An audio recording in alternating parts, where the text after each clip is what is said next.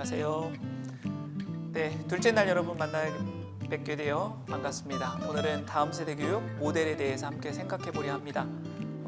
첫째 날 다음 세대 신앙 전수가 되고 있는가 이 질문을 생각해 보자 라는 말씀을 드렸는데, 다음 세대 교육을 어떻게 할 것인지 모델을 찾고 방법을 찾는 와중에 어느 날인가 저희 교정에 외국인들이 찾아오셨습니다. 본당을 보고 싶다고 해서 안내해 드렸고요. 마침 그 안에 유대계 미국인이 있다는 사실을 알았습니다. 저는 궁금해서 여러 가지 상황을 질문을 했고요. 특별히 그들의 성인식이 어떻게 되고 있는지에 대한 부분을 많이 물어보았습니다. 그리고 마침 함께 동행했던 한국인이 그 유대인들의 교육에 대해서 많이 알고 있었고, 그분이 중간중간 설명을 충분히 해주셨습니다. 더불어서 유대인 관련한 책을 소개해 주셔서 그 책을 또 읽어보았습니다.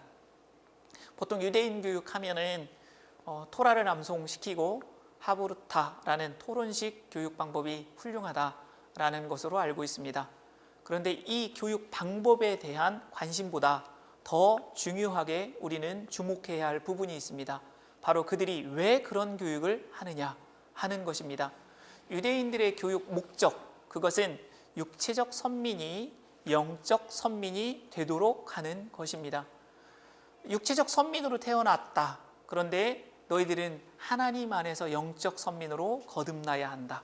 그러기 위해서 토라를 암송시키고 하브루타 교육을 한다 라는 사실입니다. 가정에서 토라를 암송하면서 그들은 분명히 알게 되었을 것입니다. 모세 오경 안에 있는 하나님의 선택, 또 하나님께서 그들을 돌보시고 하나님께서 그들과 함께 하셨던 역사를 분명히 생생하게 듣고 알게 되었을 겁니다.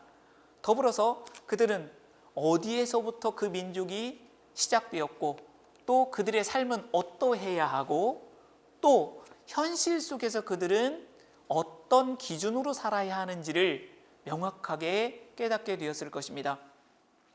유대인들은 가정에서 토라를 암송시키고 또 회당에서 교육을 시키고, 더불어서 유대인 학교를 만들어서 교육합니다.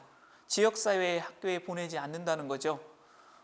놀랍게도 그 학교의 교육 과정 중 60%가 성경을 교육시키는 겁니다.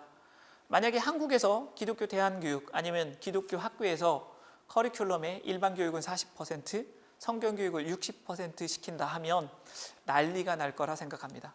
하지만 그들은 그것이 지극히 당연하다고 생각합니다. 왜요? 육체적 선민이 영적 선민 되는 것이기 때문에. 이것을 확인하는 의식이 있습니다. 만 13세의 성인식이고요. 한국 나이로는 15살입니다. 어쩌면 우리의 입교식, 세례식, 만 14살 하는 그 어간 비슷한 시기에 성인식을 하는 겁니다. 그 성인식에서 많은 사람들이 참석하고 많은 사람들이 축하하고 많은 사람들이 기뻐한답니다.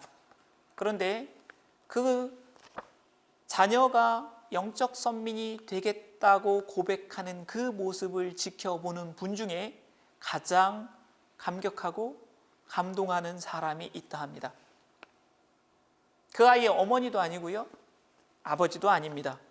바로 조부모입니다.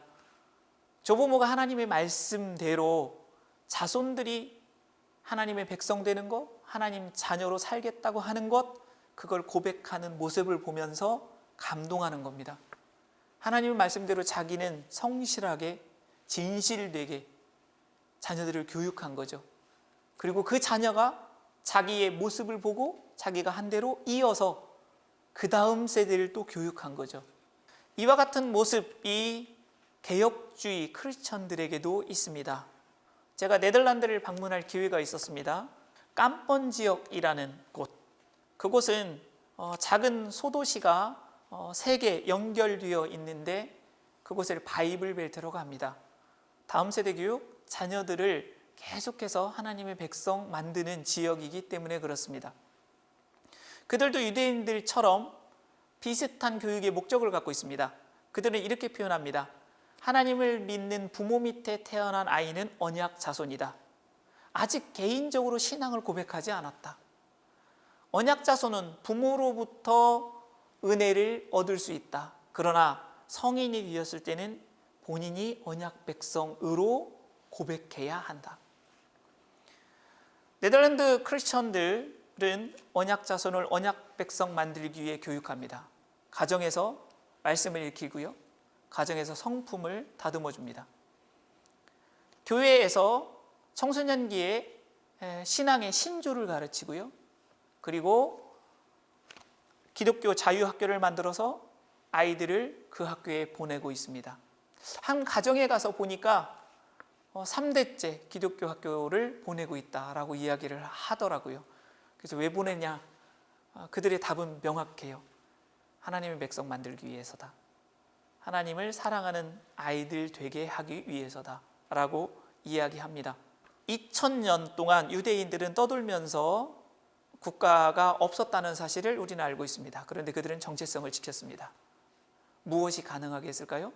교육이었습니다.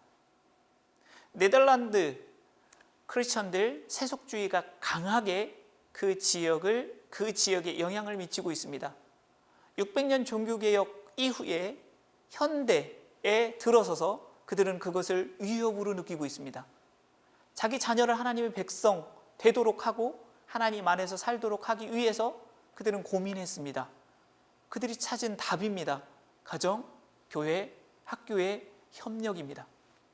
이 모습이 제가 북미, 미국의 미시간, 캐나다, 온타리오주 이곳에 갔을 때에 동일하게 네덜란드 이민자들이 살았고 그들도 같은 모습으로 자녀들에게 신앙교육을 하고 있었습니다. 그랜드 레피즈라는 지역에는 네덜란드인들이 거의 대부분 정착해 있습니다.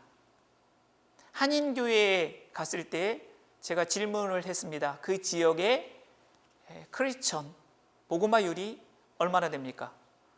대답은 90%입니다. 라는 대답이었습니다. 놀랍죠? 미국의 보편적으로 크리스천이라는 대답이 75% 정도라고 합니다. 그런데 그 지역은 90%였습니다. 네덜란드 이민은 두 차례에 걸쳐서 이루어졌는데 160여 년 전 종교의 자유를 위해서 이민했고요. 두 번째는 1, 2차 세계대전 이후에 경제적 이유로 이주를 해왔습니다. 2차 이민, 그 시간을 따져봐도 80년 정도가 됩니다.